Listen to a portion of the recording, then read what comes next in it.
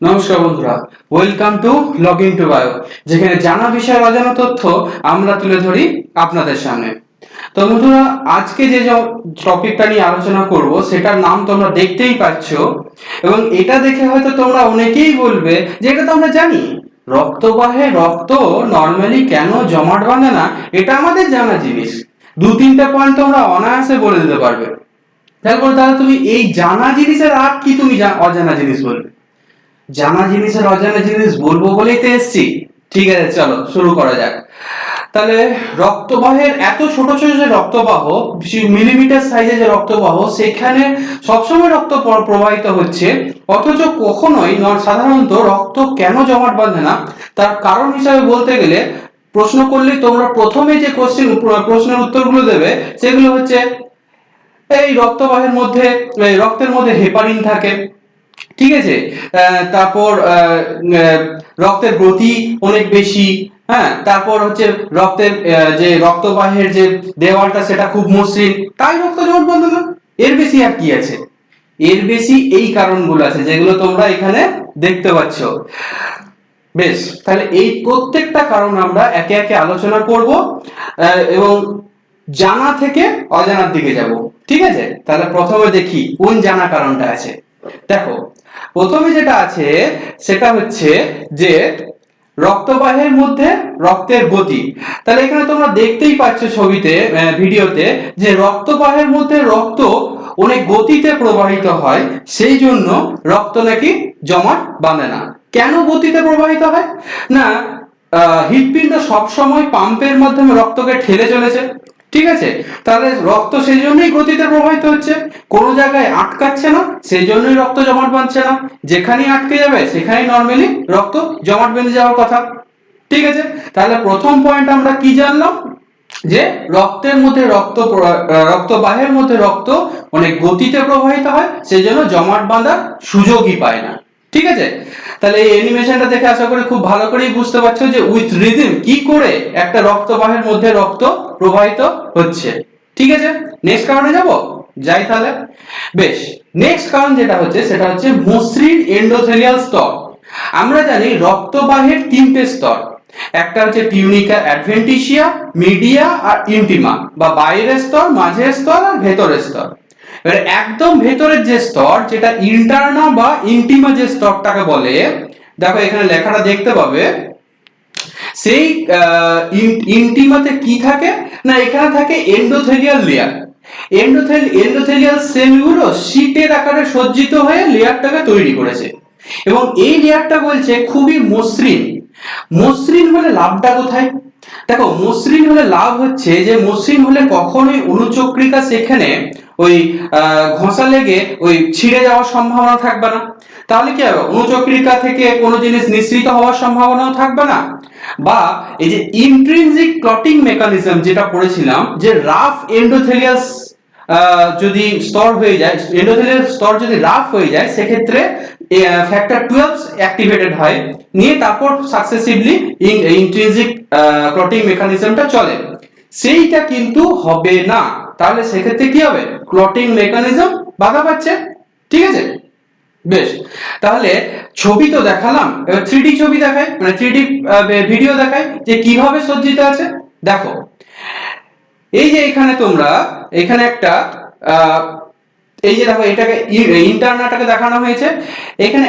এই যে এটা হচ্ছে তোমার এন্ডোথেলিয়াল লেয়ার, এবং এটা একটা এন্ডোথেলিয়াল সেল, কিভাবে শীটের আকারে সজ্জিত আছে দেখতে পাচ্ছ তো, ঠিক আছে। তাহলে এই শীটের আকারে সজ্জিত থেকে জিনিসটা পুরোটা কিন্তু একদম মসৃণ ভাবে করেছে, সেই জন্য কোনো রক্তবাহ এখানে ছেড়েও না, মানে রক্ত কণিকাগুলো এখানে কোনো বিদীর্ণও হয় না, এছাড়া কোনোভাবে রাফ হয় না বলে ইন্ট্রিনজিক ক্লটিং মেকানিজম স্টার্টিং কিন্তু হয় না, ঠিক আছে।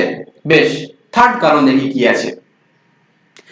দেখো, নেক্সট কারণ হচ্ছে গ্লাইকোক্যালিক স্তর। কি জিনিস এটা না, এখানে হচ্ছে যে এন্ডোথেলিয়াল লেয়ারের গায়ে একটা বলছে গ্লাইকোক্যালিক স্তর থাকে, যেটা নাকি একটা মিউকোপলিস্যাকারাইড লেয়ার।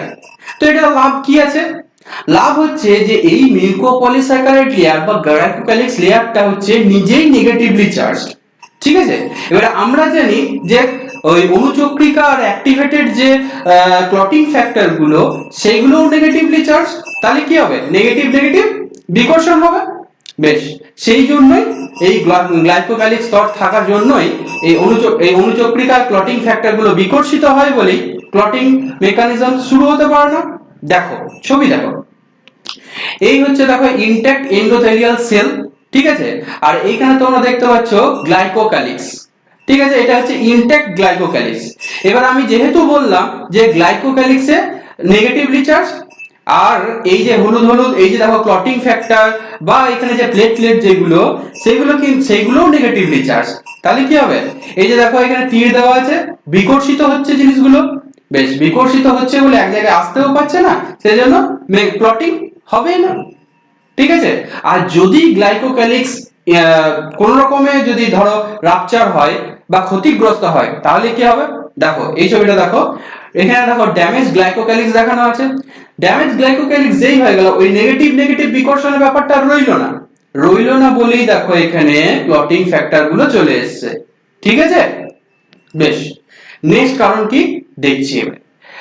বাধা হিসাবে এন্ডোথেলিয়াল স্তর, মানে এন্ডোথেলিয়াল স্তর একটা ব্যারিয়ার হিসেবে কাজ করছে। কিসের ব্যারিয়ার? কাকে রক্ষা করছে? দেখো আমি বললাম এখানে তিনটে স্তরের কথা, টিউনিকা ইন্টারনা বা ইন্টিমা, মিডিয়া আর এক্সটার্না, ঠিক আছে। এবারে এই যে মিডিয়া, এই যে ভিতরে এই যে স্তরটায়, সেই স্তরটায় কি আছে না এন্ডোথেলিয়াল সেল আছে। দেখো এখানে এটা একটা আর্টারি দেওয়া আছে, এটা একটা লুমেনের ভেনের দেওয়া আছে, দুটোরই একই স্ট্রাকচার, একটু মোটা বা পাতলা পার্থক্য আছে। এবার তাহলে দেখো এই যে এন্ডোথেলিয়াল লেয়ার, এই ভিতর দিয়ে কিন্তু রক্ত প্রবাহিত হচ্ছে, ঠিক আছে। এবার তাহলে রক্ত কিন্তু এন্ডোথেলিয়াল লেয়ারের ঠিক বাইরে থাকা সাব এন্ডোথেলিয়াল লেয়ার, অর্থাৎ যেটাকে এখানে বেসমেন্ট মেমব্রেন বলা হয়েছে, সেইটার সংস্পর্শে কিন্তু আসছে না। আর এখানে থাকে কি না, এখানে থাকে হচ্ছে কোলাজেন লেয়ার। আর আমরা জানি যে কোলাজেন লেয়ারের সংস্পর্শে এলেই অনুচক্রিকা কি করবে? অ্যাক্টিভেট হবে, রিলিজ রিঅ্যাকশন করবে, অ্যাডহেশন করবে, এগ্রিগেশন করবে, এই সব জিনিসগুলো করবে। তাহলে আমি যদি সংস্পর্শে আসতেই না দিই, তাহলে কি করতে পারবে? কিছু করতে পারবে না। তো সেই জন্য ইনট্যাক্ট এই এন্ডোথেলিয়াল লেয়ার কি করে, এই বেসমেন্ট মেমব্রেন অর্থাৎ সাব এন্ডোথেলিয়াল লেয়ারে যে কোলাজেন থাকে সেই লেয়ারের সংস্পর্শে আসতে দেয় না। এছাড়া দেখো এর বাইরে দেখো টিউনিকা মিডিয়া, মানে এখানে স্মুথ মাসেল লেয়ার আছে, ঠিক আছে, আর এই বাইরে দেখো টিউনিকা এক্সটার্না আছে। ভেনেও ঠিক তাই, এখানে শুধুমাত্র জিনিসগুলো একটু করে পাতলা, আর একটা ভালভ আছে। যাই হোক, সেটা ভিন্ন বিষয়। তো আলটিমেটলি জিনিসটা কি হলো যে এন্ডোথেলিয়াল লেয়ার বাইরের যে সাব এন্ডোথেলিয়াল লেয়ারের কোলাজেন থেকে রক্তকে আলাদা করে, সেই জন্যই রক্ত সংস্পর্শে আসতে পারে না, ফলে ওই ক্লটিং মেকানিজম বাধা পায়, ঠিক আছে। বেশ, এবারে ভিডিও দেখি। দেখো এই ভিডিও এখানে দেখতে পাচ্ছ তোমরা যে এইখানটা দেখো এন্ডোথেলিয়াল লেয়ারটা ছিঁড়ে গেছে বলে দেখো এইখানে দেখো, এই যে দেখো প্লেটলেট গুলো অ্যাক্টিভেটেড হয়ে এখানে দেখো বাইন্ড করে গেছে, এবং পরবর্তী ক্ষেত্রে ওখানে আরবিসি গুলোও আসছে। তাহলে যদি না ছিঁড়তো তাহলে আসতো না, যেহেতু ছিঁড়ে গেছে তাহলে এই জায়গাটায় ওই জন্য অ্যাক্টিভেটেড প্লেটলেট এসে জায়গাটায় প্লাগ তৈরি করছে, ঠিক আছে, বোঝা গেল? বেশ, এরপরের কারণ দেখো কি আসছে, থ্রম্বোমোডিউলিন থ্রম্বিন কমপ্লেক্স। এটা একটা ইম্পর্টেন্ট জিনিস, কিন্তু দুটো কথা লেখা আছে, থ্রম্বোমোডিউলিন আর থ্রম্বিন। দেখো থ্রম্বিন আমরা জানি অলরেডি, আগের দুটো ভিডিওতে খুব বেশি করে জেনেছি যে থ্রম্বিন কি জিনিস। না, থ্রম্বিন একটা ক্লটিং ফ্যাক্টর, যেটা প্রোথ্রম্বিন থেকে মানে প্রোথ্রম্বিন অ্যাকচুয়ালি অ্যাক্টিভেটেড ফর্ম, এবং সে কিন্তু ক্লটিং এর এক গাদা কাজ করে, মানে একটা মোটামুটি ভালো রকম ইম্পর্টেন্ট ক্লটিং ফ্যাক্টর, ঠিক আছে। এইবারে যদি রক্তে নরমালি থ্রম্বিন অ্যাক্টিভ অবস্থায় থাকে, তাহলে কি হবে? সবসময় ক্লটিং করতে চাইবে, তাহলে তাকে বাধা দিতে হবে। বাধা দেওয়ার জন্য দেখো কি বসে আছে এন্ডোথেলিয়াল সেলে কি বসে আছে না থ্রম্বোমোডিউলিন নামে একটা ট্রান্সমেমব্রেন রিসেপ্টর বসে আছে। সে কি করে, যখন এই থ্রম্বিনের সঙ্গে যুক্ত হয় তখন থ্রম্বোমোডিউলিন থ্রম্বিন কমপ্লেক্স তৈরি করে, ঠিক আছে। এই কমপ্লেক্সটা করে কি না, এই কমপ্লেক্সটা প্রোটিন সি কে অ্যাক্টিভেট করে। আর এই প্রোটিন সি অ্যাক্টিভেটেড হয়ে কি হবে? Activated protein C.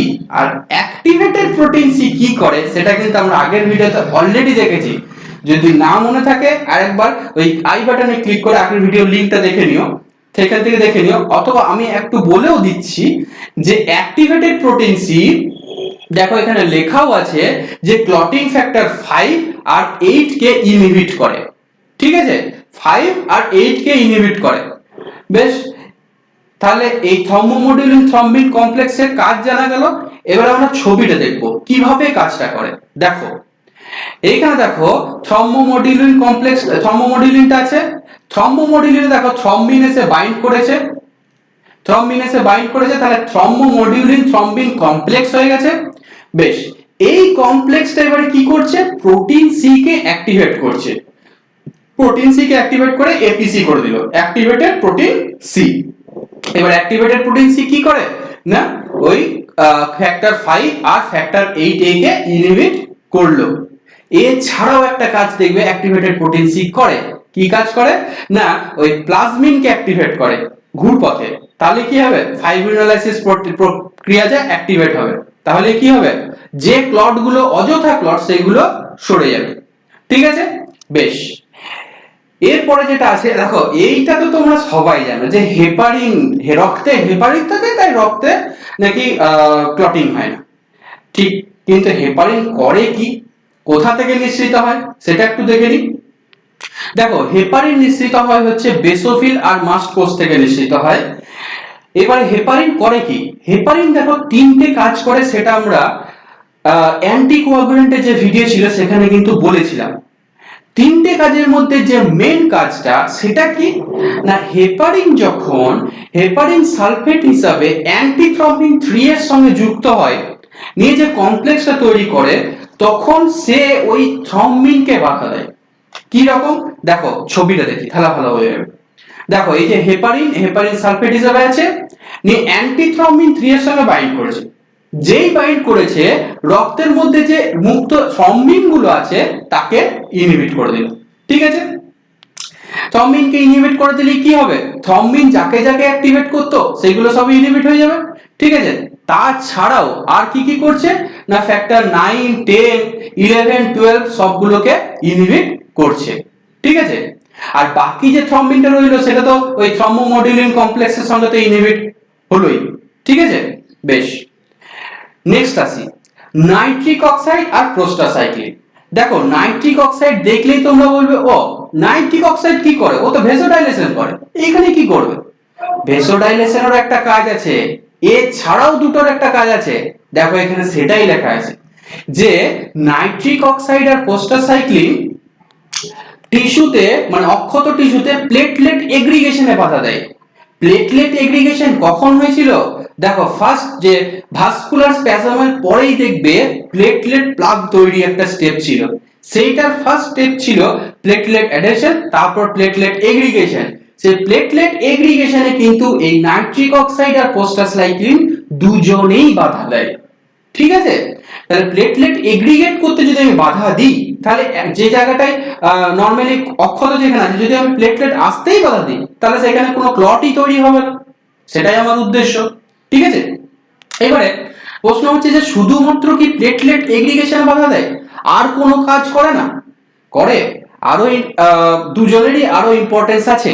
দেখো সেটাই লেখা আছে, প্রথম তো আছে ইনহিবিট প্লেটলেট এগ্রিগেশন, এটাও তাই। ঠিক আছে, কিন্তু ভেসোডাইলেশনও একটা ইম্পর্টেন্ট জিনিস, যেটা শুধু নাইট্রিক অক্সাইড করে না, প্রোস্টাসাইক্লিনও কিছু মাত্রায় করে। তাহলে ভেসোডাইলেশন জিনিসটা কি, বা তার আগে এই প্লেটলেট এগ্রিগেশন কি করে করে সেই ছবিটা একটু দেখে তারপর ভেসোডাইলেশন দেখবো।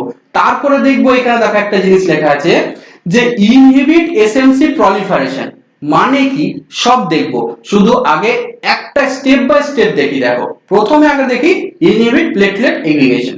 ঠিক আছে, দেখো এন্ডোথেলিয়াল সেল থেকে নাইট্রিক অক্সাইড রিলিজ হয়েছে। ঠিক আছে, আর এখানে প্রোস্টাসাইক্লিনও রিলিজ হয়েছে। দুজনে কি বলছে, প্লেটলেট এগ্রিগেশনকে বাধা দেয়। এরপরে কি পয়েন্টটা পড়লাম দেখো আরেকবার দেখিয়ে দিই, সেটা হচ্ছে ভেসোডাইলেশন। এরপর আমরা জানবো ভেসোডাইলেশন কিভাবে নাইট্রিক অক্সাইড ভেসোডাইলেশন করে, আর ভেসোডাইলেশন জিনিসটাই বাকি। দেখো একটা ভিডিও দেখায়, দেখো এইখানে এই যে এন্ডোথেলিয়াল সেল থেকে দেখো এইটা হচ্ছে নাইট্রিক অক্সাইড, এন্ডোথেলিয়াল সেল থেকে নাইট্রিক অক্সাইড তৈরি হলো। এবার দেখো ওই যে নরমালি ব্লাড ভেসেলের মধ্য দিয়ে রক্ত যায়, তো এবার ব্লাড ভেসেলটা যখন সবসময় কিন্তু কন্ট্রাক্ট আর রিল্যাক্স করে, ঠিক আছে, তাহলে এই রিল্যাক্সটা যেটা করে সেটাকেই বলছে ভেসোডাইলেশন, ঠিক আছে। তাহলে এই যে বড় হচ্ছে যেটা সেটাই হচ্ছে ভেসোডাইলেশন। তাহলে বড় যখন হয়ে যাবে, লুমেনের সাইজটা যখন বাড়বে, তখন কি হবে, আরো বেশি পরিমাণে রক্ত তখন বেরোবে। আর বেরোলে কি হবে, যখন আমার লুমেনটা যখন বড় হবে তখন কিন্তু ওই বাধা পাওয়ার সম্ভাবনাটা কিন্তু অনেকটা কমে যাবে। আর বাধা পাওয়ার সম্ভাবনা যদি কমে যায় তাহলে কি হবে না, রক্ত জমাট বাঁধবে না। এটাই তো মেন উদ্দেশ্য, ঠিক আছে। তাহলে বোঝা গেল যে ভেসোডাইলেশন এ নাইট্রিক অক্সাইডের কি কাজ, ঠিক আছে। বেশ, এরপর একটা পয়েন্ট ছিল, দেখবে এরপর একটা পয়েন্ট ছিল, দেখো একটা হচ্ছে ইনহিবিট এসএনসি প্রলিফারেশন, আর প্রোস্টাসাইক্লিনে ছিল এটা একটা অ্যান্টি প্রলিফারেটিং এজেন্ট। দুটো জিনিস একই।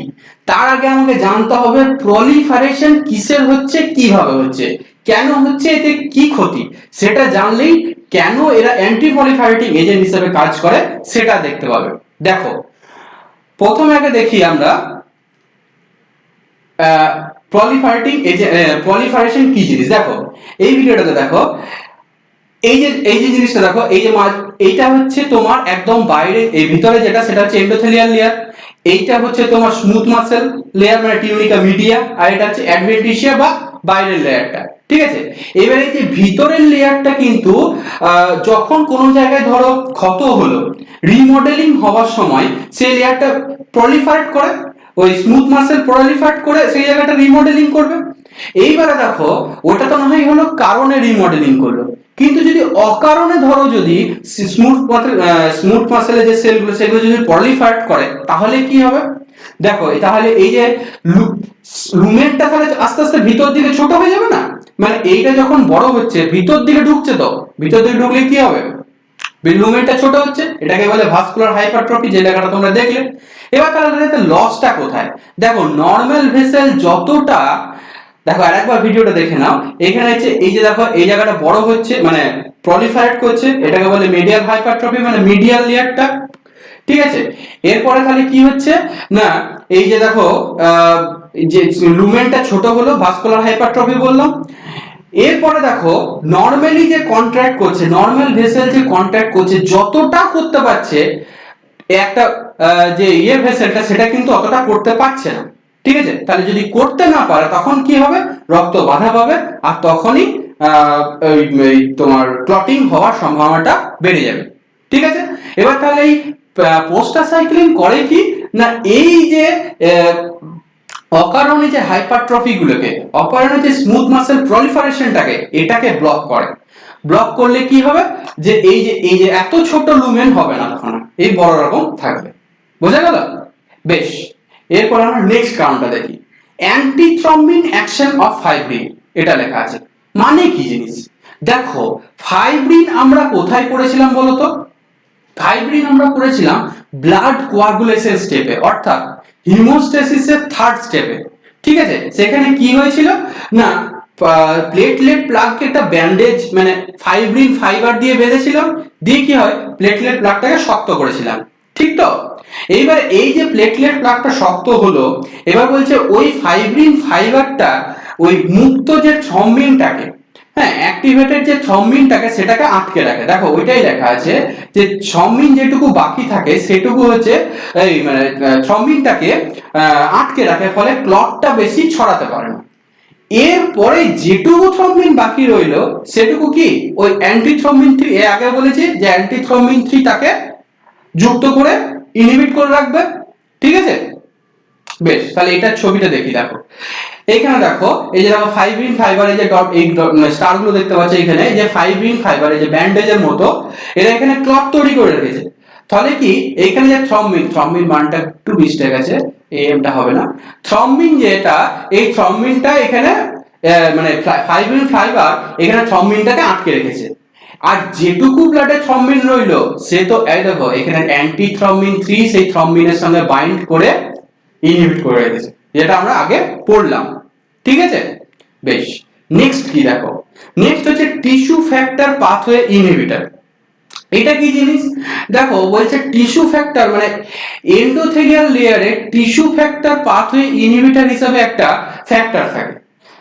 সে কি করে, এটা আই, ঠিক আছে, সে কি করে, সে ওই ফ্যাক্টর 10 আর ফ্যাক্টর 7 কে ইনহিবিট করে। আর আমরা জানি যে ফ্যাক্টর 10 আর 7 কোন জায়গায়, এক্সট্রিনসিক পাথওয়ে। দেখো ফ্যাক্টর 10 কিন্তু এক্সট্রিনসিক ইন্ট্রিনসিক দুটোতেই আছে, কিন্তু ফ্যাক্টর 7 কিন্তু শুধুমাত্র এক্সট্রিনসিকেই আছে, ঠিক আছে।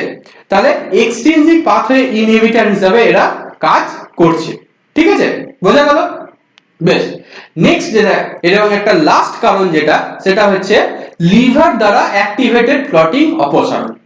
লিভার আমরা আগেও বলেছি, লিভার কিন্তু বিশাল গুরুত্বপূর্ণ এই ক্ষেত্রে।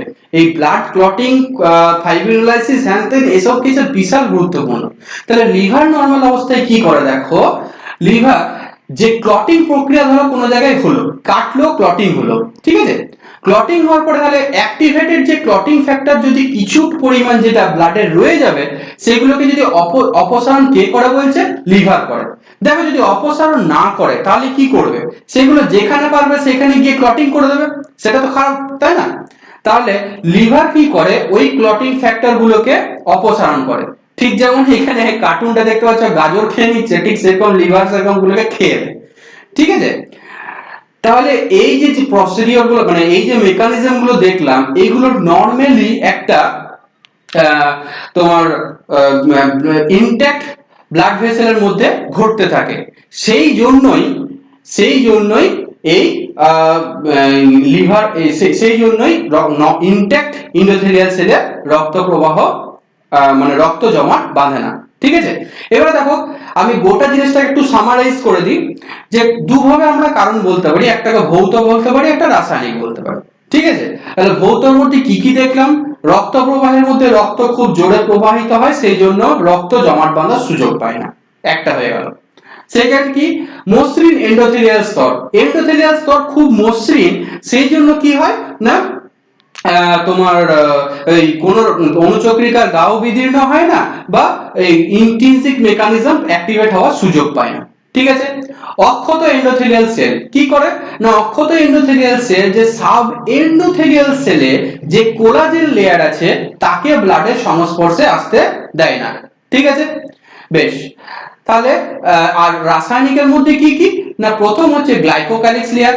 গ্লাইকোক্যালিক্স লেয়ারটা কি, নিজেই নেগেটিভলি চার্জ, তাই অনুচক্রিকার অ্যাক্টিভেটেড ক্লটিং ফ্যাক্টর যেগুলো নেগেটিভ চার্জ, তারা নেগেটিভ বিকর্ষণ করছে, ক্লটিং হবে না।